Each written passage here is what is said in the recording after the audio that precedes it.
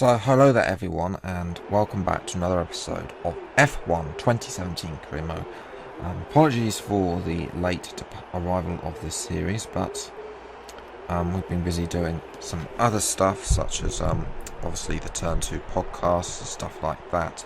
So apologies once again, but we're here, and of course we are in the Red Bull.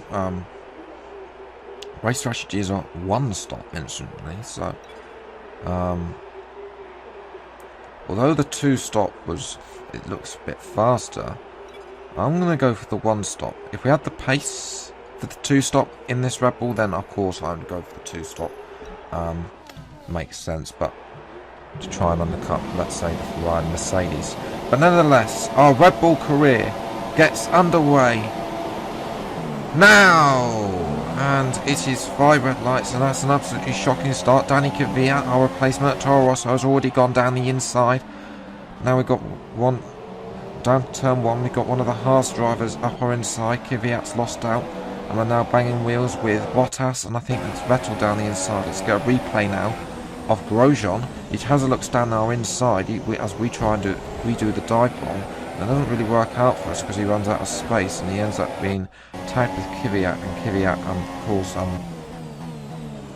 getting the better thing. But moving to lap 4 now, and you can see it is actually Vettel. I think you can see the two leaders as we get a bit wide in the second corner of the Hungarian Grand Prix.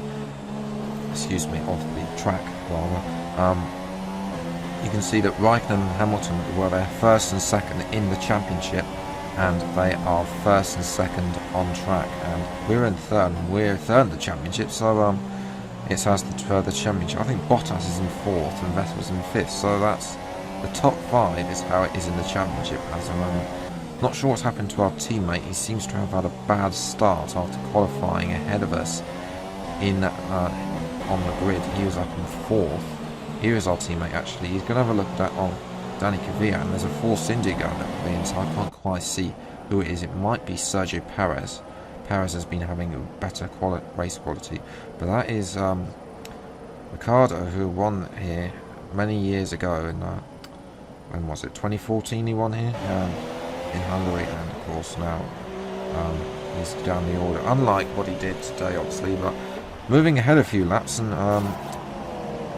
lap 6, and Lewis Hamilton has come in early. I think this is actually lap 5 or 6, something early, but it's very early for him. Nobody else has come in yet.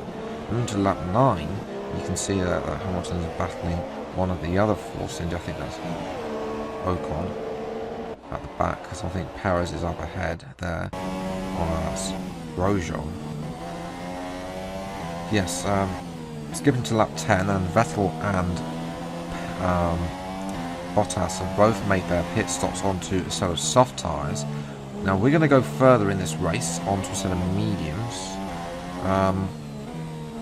So we're going to do the one stop. Clearly they're doing the two stop. So this is where the Red Bull is going to have the different strategy here today, and that is going to work. So it'll be interesting to see where we come out, whether we have the pace to keep ahead of all of them, and whether or not, of course, they have to make another pit stop, so they have to be a pit stop ahead of us by the time they make their final stop, because otherwise they will come out behind us on the medium. So we're going to take the lead of the Hungarian Grand Prix. Only lasts a lap from lap 1 to lap 12, because Raikkonen goes past on setting a new fastest lap from 122. Our fastest lap was 124 last time, at 125. 2.5 second stop, nobody in there. And we come out on the white wall medium, so there we go. And we're going to come out behind both Vettel and Bottas, so they've got the undercut in this race, but they look like they've been it looks like to be some slower cars. I think one of the Force Indias, Force Indias are doing the same strategy as us, so it'll be interesting to see if we can come out ahead or keep ahead of them. Palmer is behind us somehow. I think he started outside the top 10 though. But moving to lap 13, everything changed, because Fernando Alonso is out of the Hungarian Grand Prix, and the safety car has come out, and this is going to change everything. This is on board with Danny Kvyat with that. You can see him there, parked up on the left-hand side. It looks like it's a mechanical fault for Alonso, so not what he wanted. I'm sure that's another reason why they chose to move to being there. Alonso is still there on the left-hand side as we come round on lap 14.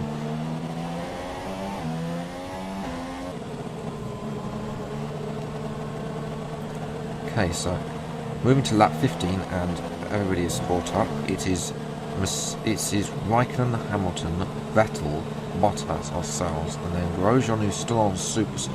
That might be a second set of super softs. He might be doing super soft. There's some weird strategy, I'm not sure. Our teammate, you can see on the minimap behind him, he's that sort of yellowish colour as Bottas gets in the way. Hamilton getting squirmy as well, getting really impatient with Raikkonen, who's holding us all back here. And we're getting ready underway for to resume the Hungarian Grand Prix here on lap 15 of 35. And there we go, it's the green light. As you'd expect, the AI always have an advantage on this game over you on safety car restart.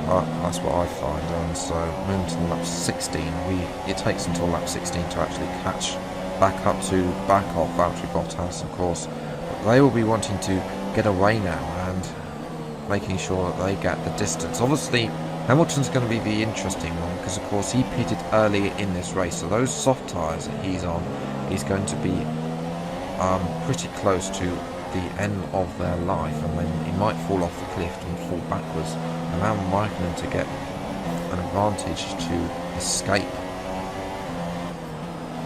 further up the road and hold off Vettel to allow Raikkonen to ensure that he gets victory today. Moving to lap 17 now, and you can see there's a yellow flag behind us, and it's Stoffel Van Dorn in the other McLaren. So this is 2 out of 2 retirements for McLaren today, and they both be mechanical. Something is seriously going wrong at McLaren in this particular Grand Prix on this career mode. I mean, they're not particularly fast, but anyway. And lap 18, there you go. Lewis Hamilton is in. That moves us up into P number 4, and Lewis is way gap. He's got no chance of getting anything at this race, never mind podium. So it's a Ferrari 1-2, Bottas 3rd, Martin 4th. Okay, so at 23, and actually Lewis is outside by the other British driver in this series, because of course, being 2017 and not 2018, we've forgotten all about this man, Jolyon Palmer, in the Renault, doing okay. I think he's at the back of the points, but that Renault engine's got no match for that Mercedes, and really that is Hamilton down the inside. Lap 24 now, and I believe it looks like some of the Bottas and Vettel are coming in. They are, and they're both going on to super softs. That's interesting. So they're going to super softs to the end of the race. Raikkonen will definitely be going to super softs. Obviously, he pitted last of all in that race, so he's going to have the freshest tyres of all, and he's going to be the most dangerous. Vettel is going to come out in between. I'm not sure where Bottas is, but Vettel's going to come out with the Force India.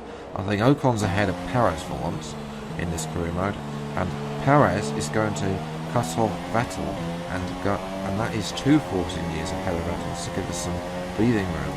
And there is Ocon behind us, and Vettel and Bottas is in that chain on the minimap. We're moving to lap 26 now, and Kimi Raikkonen has come in the pits, and he has come out on some super soft tyres. So is he going to come out behind Ocon? No, he's not. Raikkonen has done what he needed to do to get second place. Now he's going to have super soft tyres in a Ferrari. I'm on worn mediums in a Red Bull. Well, it only took him a couple of laps to lap 28, and he set a new fastest lap, 3 seconds a lap faster than us. Bottas has set a new fastest lap, Daniel Ricciardo though is out of the race as well, so that's 3 Renault powered cars here out of this race. Well, not 3 Renault powered cars, excuse me. 1 Renault and 2 Honda powered cars, so the 2 most reliable engines. But that is concerning for us, because obviously we have the same wear, parts, etc., etc. So it's important that we need Ricciardo for the World Constructors Championship if we're going to fight. I think we're too far down as Raikkonen has a look up our inside. There's a little bit of contact by the side of it, and Raikkonen's trying to go through here. We're going to need some rich mix here. We've got half a lap's worth of extra thanks to the safety car going in lean, and obviously this Red Bull being very fuel efficient. And we forced Raikkonen now, in actual fact, that Vettel actually, here's a replay. Okay, so we go down the inside, and then there's a little bit of wheel banging, tyre banging, with nothing too malicious there. We force Raikkonen out, and Vettel just goes round the outside of him into that corner, which I don't know. And Vettel now, of course, moving to lap 32, has a go there. Bottas is caught up to the back of us now, with me going this, holding everybody else. We force Vettel out wide, and there is some contact there. If we slow this down, there's some contact there between the 2 Ferraris as Vettel was joining the cup. And now Bottas is getting in the fight with Raikkonen. So Raikkonen is really losing it. He's gone from potentially leading the race back down to 4th place. Moving to lap 33, now moving on to lap 34. Vettel is in the slipstream. He's going to go down the inside. We're going to hold to the outside. We're going to leave him some room, but not a lot. And Vettel has to concede to 2nd place. In actual fact, Bottas is going to have a go on Vettel now. So Bottas has come out of nowhere to be up into P2. He's going to have the inside line. Is Vettel going to have the ability to get past Bottas? He's going to go up in the thing. Bottas has got... Vettel's going to try around the outside. There's a bit of banging, and Vettel retains then P2. As we move on to lap 35, the final lap of the race, we're coming around into the final sector. We're going to block off Sebastian Vettel. We are coming round for to try and win our first victory for Red Bull in this career mode. Can we hold on? It's not looking like Vettel has much left on those super softs. 10 laps is probably the most they can probably get out of. We did manage 12, I think, but it depends on how hard he pushed them. But it's not going to be enough. Sebastian Vettel at the final corner. We come to win the Hungarian Grand Prix, our first win on this channel since 1986.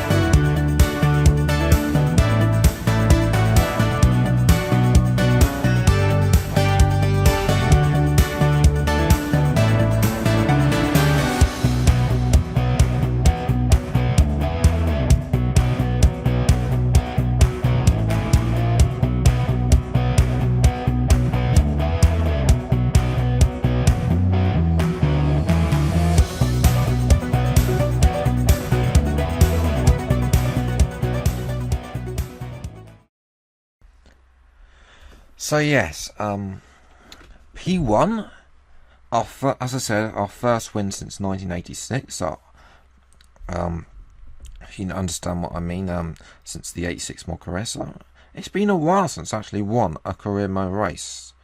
Certainly the first on this career. Esteban Ocon did the 1 stop from 14th. And Perez 12th. That might be their strategy for this season.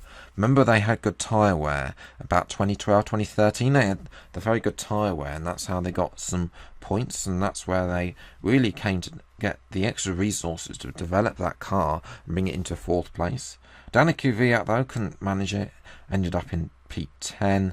Hamilton, though, P6. He had to make the 3 stop trying to work. I don't understand why. Unfortunate that Ricciardo did, and obviously the 2 Slaubers last, just ahead just ahead of them is Jolyon Palmer, and of course Lance Stroll. So by all of them getting some very nice 2017 memes.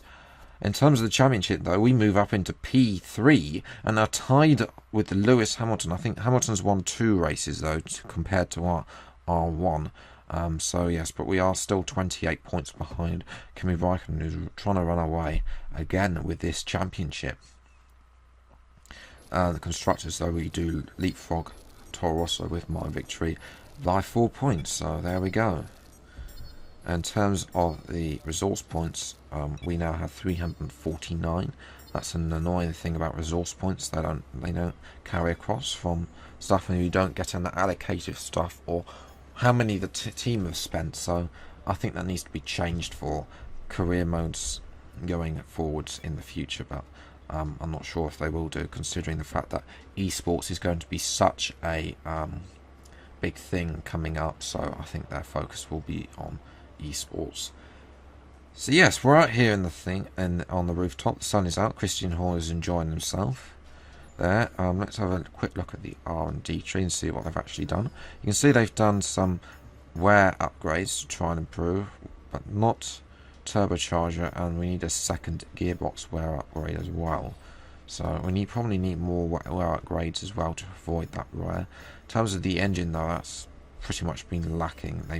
They have done some of they've concentrated on some of the diamonds and switch thingies to make resources more cheaper and of course more available. But and downforce as well. Downforce is pretty good. Okay, so I think the engine is going to be the main thing, and then we're going to also focus on a bit the downforce to get on par with Mercedes and Ferrari, and then of course the Sashi to just have that little bit extra edge on tracks where we don't have that extra edge, such as Monza. Basically power dominated tracks at the moment. But what is also worrying me is the parts that they've chosen. And we've got Max Verstappen's parts, and they're pretty, the first and second part pretty warm. Okay, and as you know, I need those resource points from practice, and you can only get those resource points if you get thing. Also the gearbox is where. But that is it for today's video. If you enjoyed, leave a like, subscribe to the channel if you're new, see more F1 2017 career mode videos as and when they come out. And until the next video, I'll see you next time. Take care, enjoy the rest of your day, and goodbye.